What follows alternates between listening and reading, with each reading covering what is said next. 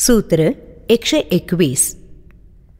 सुखादिरूपा नियमं भावेष्वालोक्य भूरिशः शुभाशुभे विहायास्मादह मासे यथा सुखम.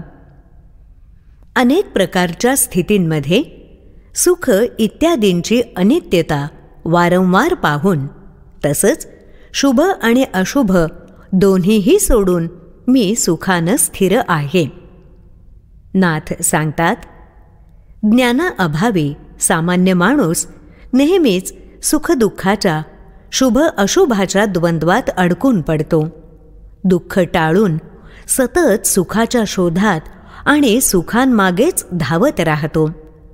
केवळ शुभ घटनांचीच अपेक्षा ठेवतो. परंतु हे जगच द्वंद्वावरच आधारलेलं आहे. द्वंद्व हाच त्याचा नैसर्गिक स्वभाव आहे हे तो जाणून घेत नाही. किंबहुना हे स्वीकारण्याची त्याची तयारी नसते. सुख आणि दुःख कायम टिकणारी नसतात. सुखकारक आणि दुःखदायी परिस्थिती बदलत असते. सुखदुःखाच्या तसंच शुभ अशुभाच्या संकल्पनाही बदलत असतात. कारण सतत बदल परिवर्तन हा निसर्गाचाच नियम आहे, नियमच आहे. तसं घडणं अपरिहार्य आहे. परंतु ज्ञानाअभावी सामान्य माणूस हे सत्य स्वीकारू शकत नाही. सुखदुःखाची वारंवार दिसून येणारी अनित्यता त्याच्या पचनी पडत नाही. अनित्य गोष्टींनाच सत्य आणि शाश्वत मानून त्याची धडपड सुरू राहते. परिणामी तो अशांत असतो. शाश्वत सुखाचा त्याचा शोध संपतच नाही. मात्र जनक राजासारख्या ज्ञानी माणसाला निसर्गाचं हेच सत्य उमगलेलं असतं.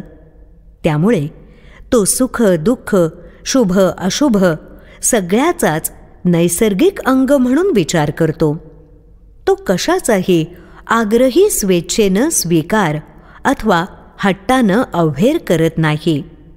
प्रत्येक गोष्टीकडे साक्षी भावानं बघून त्यातून बाहेर पडत असतो, पुढे सरकत असतो. त्यामुळेच तो शांत आणि स्थिरचित्त असतो. सुख दुःख शुभ अशुभ अशा नाममुद्रांकित घटनांनी त्याचं चित्त विचलित होत नाही. कारण तो आत्मरूपाशी एकरूप झालेला असतो. आत्मचैतन्यात आत्मानंदात विलीन झालेला असतो. हे आत्मरूप नित्य, केवल, सत्य, स्थायी आणि आनंददायी आहे. ते सुख दुःख शुभ अशुभ यांच्या पलीकडे आहे.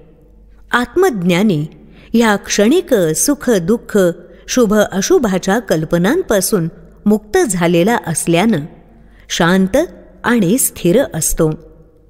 सर्वज्ञ महागुरु श्री अष्टवक्र मुनी यांच्या उपदेशानं राजा जनक अशाच शांत परममुक्तानंद स्थितीला प्राप्त झाला आहे.